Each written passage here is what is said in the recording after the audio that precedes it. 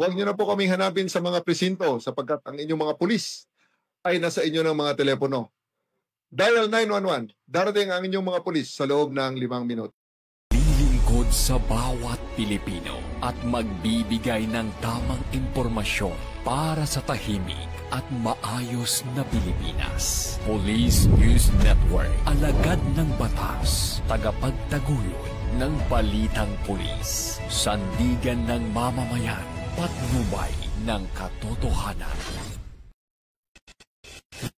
Kampo Krame, maghahatid ng pinakahuling kaganapan at nagbabagang balita. Ito ang PNN Police News Network.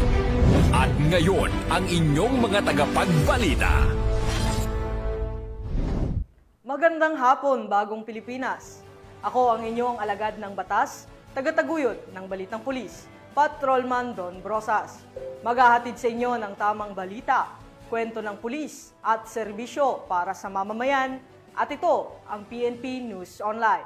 Ang pangunahing balita ng Police News Network. Alagad ng batas, tagataguyod ng Balitang Pulis.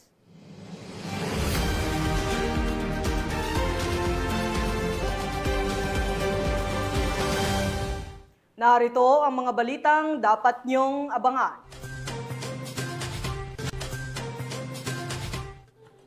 Dalawang sospek sa kasong pagpatay, arestado ng Northern Police District. Lalaking karnaper, nasa kote ng Pulis Pasig sa tulong ng Dial 911. At miyembro ng Communist Terrorist Group, nagbalik loob sa pamahalaan sa Northern Samar.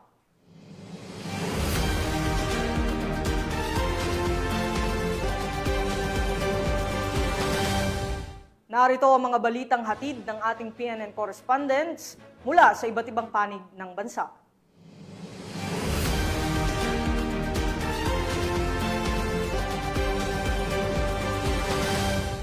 Simulan natin ang balita mula sa bahagi ng Luzon.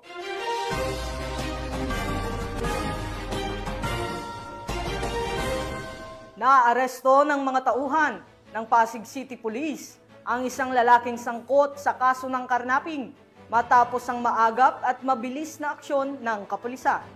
Ang balita mula kay Patrolman Reynan Jade Gravera.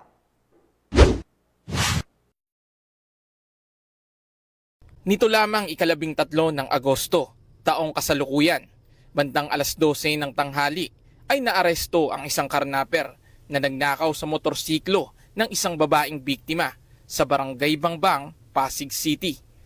Ayon sa investigasyon, dakong 4:45 ng madaling araw ng August 11, 2025 sa Barangay Pineda, Pasig City ay tinangay ng sospek ang motorsiklo ng biktima na iniwang nakapark sa harapan ng kanilang tindahan.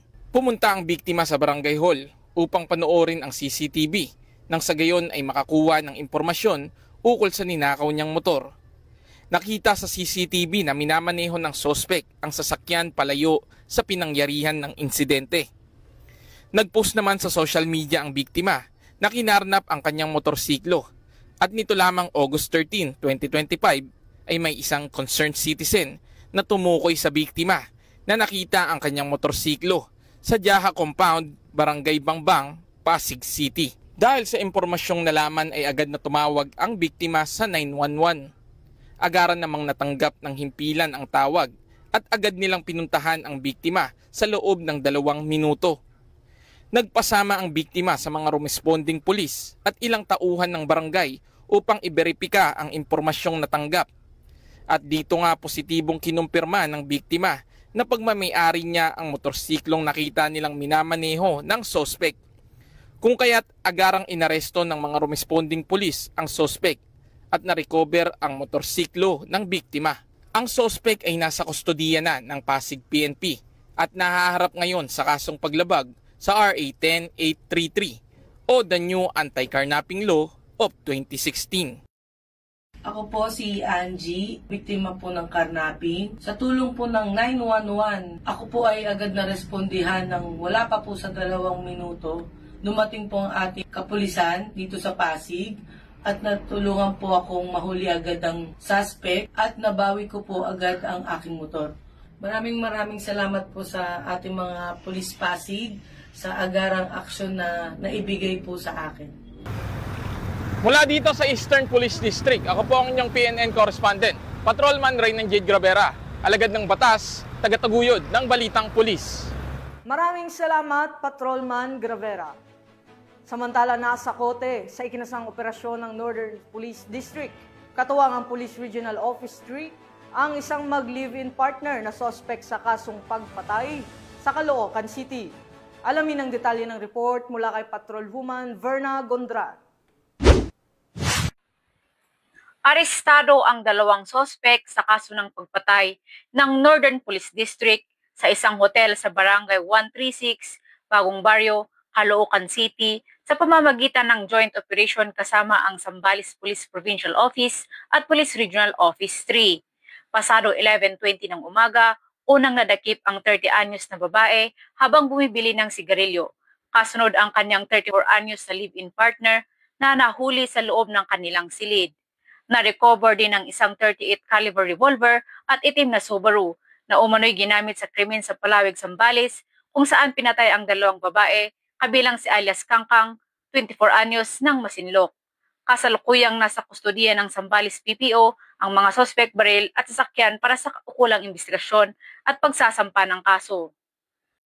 Mula dito sa Metro Manila, ako po ang inyong PNN correspondent, Patrolwoman Verna Gondran, alagad ng batas, tagataguyod ng Balitang Pulis. Maraming salamat, Patrolwoman Gondran. Sa halip na tahimik na nagpapagaling sa isang ospital, ang isang lalaking naaksidente sa Subic, Zambales.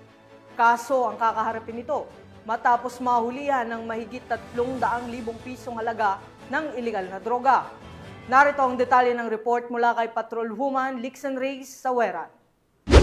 Isang lalaki na naaksidente sa kalsada ang nahulihan ng ilegal na droga matapos itong isugod sa James L. Gordon Memorial Hospital, Barangay Asinan, Olongapo City. Kinilala ni Police Colonel Richie R. Claraval, officer in charge ng Olongapo City Police Office, ang sospek na si alias Frank, 54 anyos, residente ng Purok 7, Barangay Amungan, Iba, Zambales. Siya ay nasangkot umano sa isang self-vehicular accident sa Pamatawan, Subic, Zambales at dinala sa ospital para sa agarang lunas. Habang inaalis ang mga personal na gamit ng sospek bago ito gamutin, napansin ang isang Berdeng coin purse na nakasuksok sa bewang nito at nadiskubre ang isang sachet na may lamang hinihinalang shabu na may timbang na 50.63 gramo at tinatayang halagang 344,284 pesos kasama ang 9 na piraso ng tig 1,000 pisong papel. Dinala ang mga ebidensya para sa dokumentasyon at tamang disposisyon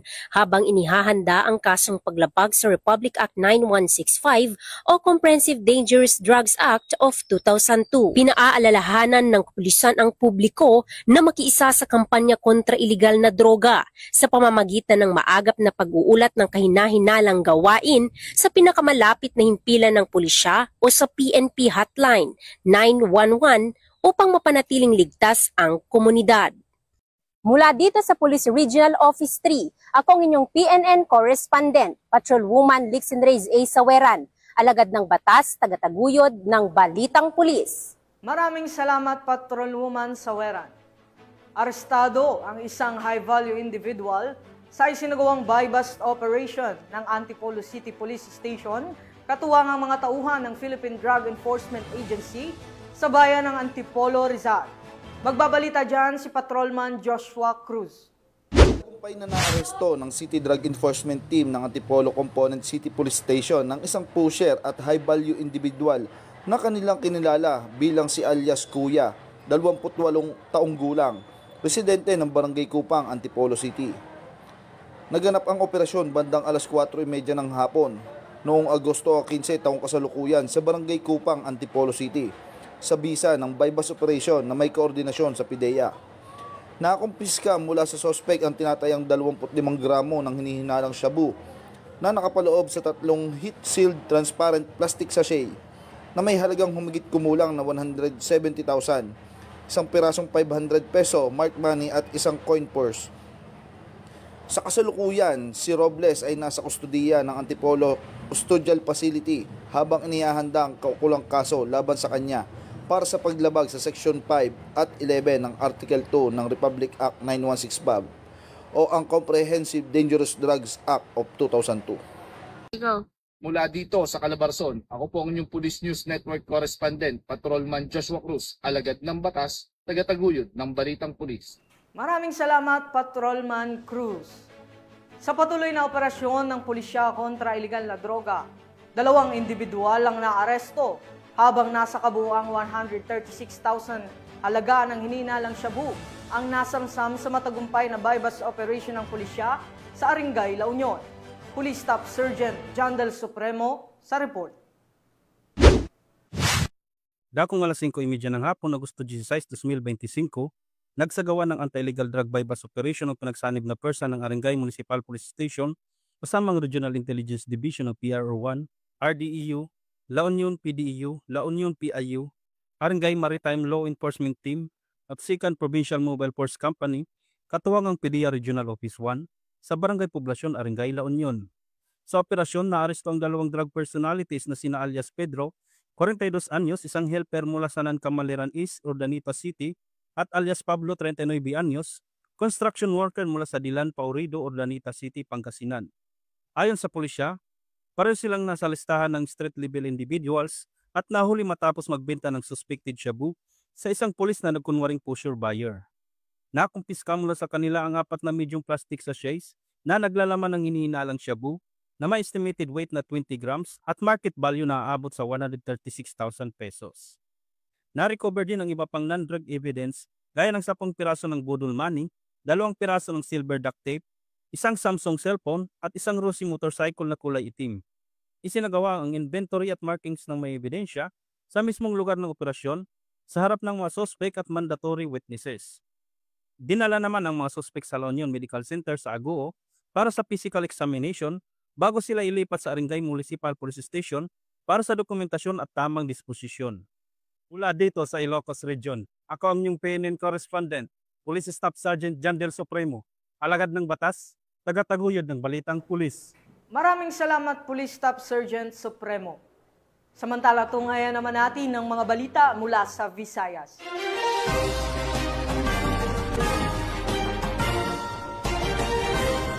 Sa bisa ng inilabas na warrant of arrest, tuluyan ang nahulog sa kamay ng batas ang top 7 most wanted person ng Central Visayas matapos itong maaresto ng mga operatiba ng Balamban Municipal Police Station dahil sa kaso nitong 2 counts of sexual assault. Nakatutok dyan si Patrolwoman Flora May Asares. Ulungan ang bagsak ng top 7 most wanted person ng Central Visayas na may kasong 2 counts ng sexual assault matapos maaresto ng Balamban PNP sa Barangay Buanoy, Balamban, Cebu noong ika-16 ng Agosto ng taong kasalukuyan. Kinilala ni Police Lieutenant Colonel Ruel L. Burlat, Acting Chief of Police ng Balamban Municipal Police Station, Cebu Police Provincial Office, ang sospek na si Cristopel, 42 anyos, na residente ng Buhing Tubig, Barangay Buanoy, Balamban, Cebu. Batay sa ulat ng mga otoridad, bandang 9:30 ng gabi, nang maaresto ng kapulisan ang sospek sa bisa ng warrant of arrest para sa kasong 2 counts ng sexual assault kaugnay sa Section 5 ng RA 7610 o Special Protection of Children Against Child Abuse, Exploitation and Discrimination Act na inisyo ni Honorable Jodeline Hugo Tapia Menchavez, Presiding Judge ng RTC 7th Judicial Region Branch 8 Toledo City, Cebu, na may rekomendadong piyansa na 200,000 pesos. Samantala, kasalukuyang nasa kustodiya ng Balamban MPS ang sospek para sa dokumentasyon at tamang disposisyon. Hinihimok po namin ang publiko sa Rion City o sa buong Pilipinas na maging mapagmatyag at iulat ang anumang impormasyon na maaring humantong sa pagkahuli ng mga wanted na individual. Binibigyan diin ng pulisya ang kahalagahan ng pagtutulungan ng komunidad sa pagpapanatili ng kapayapaan at kaayusan. Hinihikayat ang mga mamamayan na magbigay ng mga tip o impormasyon ng mga taong may natitirang warrant o mga sangkot sa mga aktibidad na kriminal. Ang mga ulat ay maaaring gawin sa mga lokal na estasyon ng pulisya o sa pamamagitan ng hotline ng PNP, dial 911, press 1, para sa police assistance o sa pamamagitan din ng Balamban Municipal Police Station hotline number 0998-598-6365. Mula dito sa Central Visayas, ako ang inyong Police News Network Correspondent, Patrolwoman Flora May Azares. Alagad ng batas, tagataguyod ng balitang pulis. Maraming salamat, Patrolwoman Azares. Isang miyembro ng Communist Terrorist Group ang voluntaryong nagbalik loob sa pamahalaan sa lalawigan ng Northern Samar. Ang kabuuan ng report mula kay Patrolwoman Camberley Flores. Winakasan ang pakikibaka at kusang nagbalik loob sa pamahalaan ang isang miyembro ng Communist Terrorist Group sa Barangay Makinli, Katarman, Northern Samar. Ang pagbabalik loob ay resulta ng matagumpay na pakikipagnegosasyon ng mga tauhan ng 1st Northern Samar Provincial Mobile Force Company kasama ang Katarman Municipal Police Station. Isinuko rin ng nagbalik loob ang isang Unit Caliber .38 Arms Corps SPI 202. Ang nasabing surrendery ay nasa kustodiya ng 1st Northern Samar PMFC para sa dokumentasyon at facilitation ng kanyang posibleng enrollment sa programa ng ating gobyerno na Enhanced Comprehensive Local Integration Program o ECLIP. Patuloy ang panawagan ng pambansang pulisya sa iba pang mga miyembro ng CTGs na iwaksi na ang maling ideolohiya at magbalik loob sa ating pamahalaan upang makasama ang pamilya, mamuhay ng payapa at patuloy na sumuporta sa mga programa ng ating gobyerno. Mula dito sa Eastern Visayas, ako ang inyong PNN correspondent, Patrolwoman Flores, alagad ng batas, tagataguyod ng balitang pulis. Maraming salamat, Patrolwoman Flores.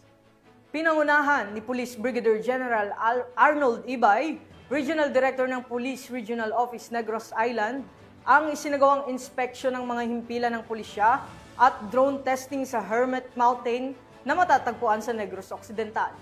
Patrolwoman Justin May Halyores sa report.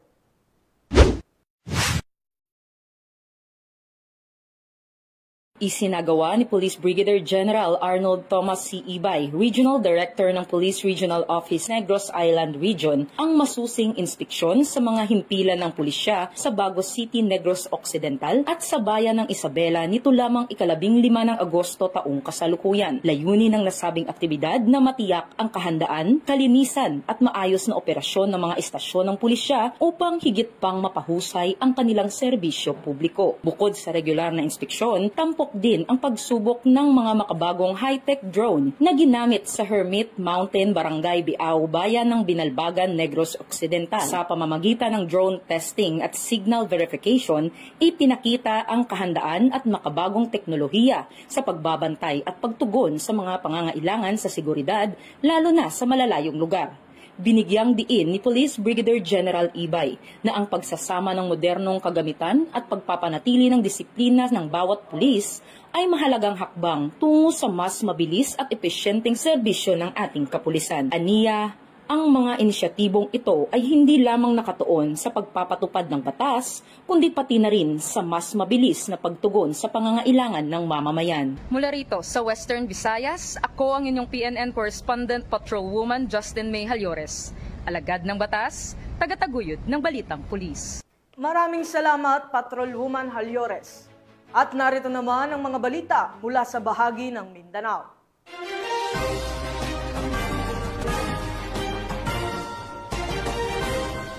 Matagumpay na naaresto ng mga operatiba sa Davao City ang top 6 high-value target sa isang buy-bust operation na nagresulta rin sa pagkakasamsam ng mahigit 100,000 pisong halaga ng shabu. Tinutukan niya ni Patrolwoman Mariel May Dungkilap. Isang 24 anyos na lalaki ang itinuturing na top 6 sa listahan ng mga high-value individuals ng lungsod. Ang naaresto sa isang buy-bust operation ng mga operatiba ng Kalinan Police Station na nauwi sa pagkakakumpiska ng hinihinalang shabu na nagkakahalaga ng higit 105,000 pesos. Ayon sa ulat ng pulisya, ang operasyon ay isinagawa noong gabi ng ika-16 ng Agosto taong kasalukuyan sa isang waiting shed sa Purok 37, Davao Bukidnon Highway, Barangay Kalinan, Poblasyon, kung saan naaresto ang suspect na kinilala sa alias na Dave, residente ng Barangay Lapu-Lapu sa Agdao, Davao City. Nasabat mula sa suspect ang 2 sachet ng hinihinalang shabu, isa na may bigat na 5.3 grams na siyang ginamit sa transaksyon at isa pang sachet na may timbang na 10.18 grams. Ang kabuuang street value ng mga ito ay umabot sa 105,264 pesos batay sa standard drug price. Ang suspect ay pansamantalang nakakulong sa nasabing istasyon at naharap ngayon sa kasong paglabag sa Comprehensive Dangerous Drugs Act of 2002. Ang Davao City Police Office ay muling nananawagan sa publiko na makiisa sa laban kontra droga sa pamamagitan ng pagbibigay ng impormasyon at pagsuporta sa mga lehitimong operasyon upang makamit ang isang ligtas, payapa at malinis na komunidad. Mula dito sa Rayon 11, ako ang inyong PNN correspondent, Patrolwoman Mariel Maiden Q. Alagad ng batas, taga-taguyod ng Balitang Pulis. Maraming salamat, Patrolwoman Dongkilab. Isang padre de pamilya ang bumagsak sa kamay ng mga operatiba ng Datuo din Sinsuat Municipal Police Station matapos itong mahuli sa ikinasang bypass operation sa Maguindanao del Norte. Nakatutok dyan si Patrolwoman Judy Ann Alibo. Arestado ang isang padre di pamilya na nasangkot umano sa pagtutulak ng ilegal na droga sa isinagawang drug buy-bust operation ng Datuo din Sinsuat PNP sa sitio Campilan, Barangay Awang, Datuo din Sinsuat, Maguindanao del Norte. Nito lamang 15 ng Agosto taong kasalukuyan. Kinilala ng mga otoridad ang suspect na si alias Botchoy, 52 anyos at residente ng nasabing lugar.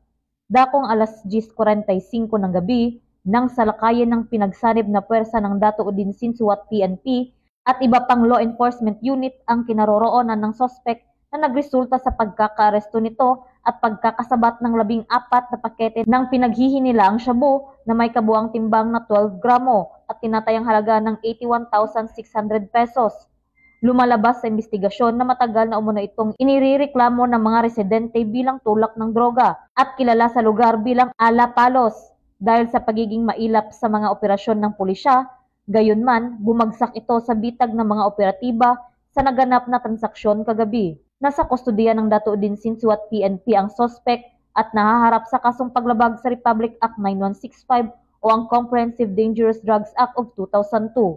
Patuloy na hinihikayat ng PNP ang publiko na makipagtulungan sa mga otoridad sa pamamagitan ng pagbibigay ng impormasyon ukol sa mga iligal na aktibidad upang mapanatili ang kapayapaan at kaayusan sa ating komunidad. Mula rito sa riyon ng Bangsamoro, ako ang inyong PNN correspondent, Patrolwoman Judy Ann Alibo, alagad ng batas, taga-taguyod ng Balitang Pulis. Maraming salamat, Patrolwoman Alibo. Arestado ang isang high-value individual sa isinagawang buy-bust operation na nagresulta rin sa pagkakasamsam ng humigit kumulang 500,000 pisong halaga ng hinihinalang shabu sa Valencia City, Bukidnon. Nakibalita dyan si Patrolwoman Saravem Batomalaki. Arestado ang high-value individuals sa ikinasang buy-bust operation ng mga operatiba ng Valencia City PNP sa Barangay Lumbo, Valencia City, Bukidnon. Kinilala ni Police Lieutenant Colonel Brian Impanganiban, OIC ng Valencia City Police Station, ang suspect na si alias John Ray, lalaki, 34 taong gulang, walang trabaho, kinilalang high-value individual residente ng Wau, Lanao del Sur.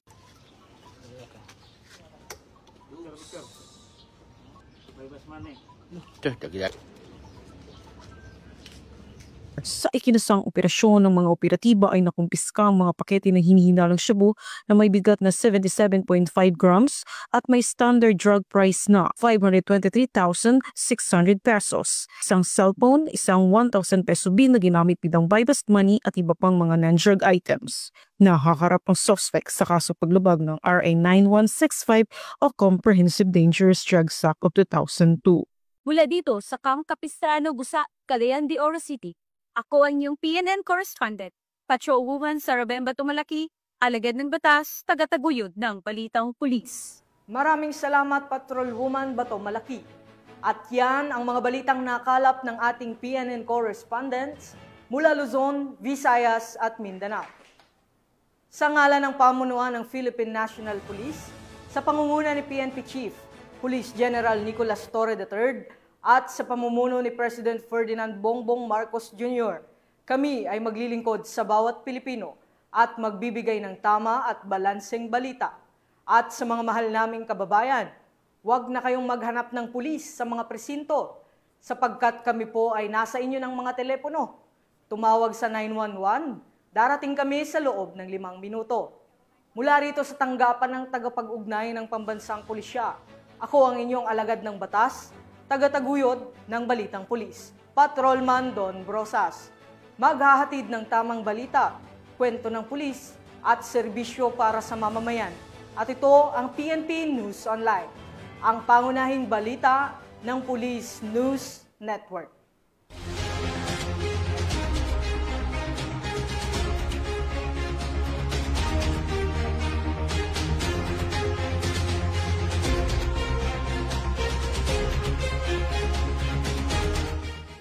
Police News Network, alagad ng batas, tagapagtaguyod ng balitang pulis.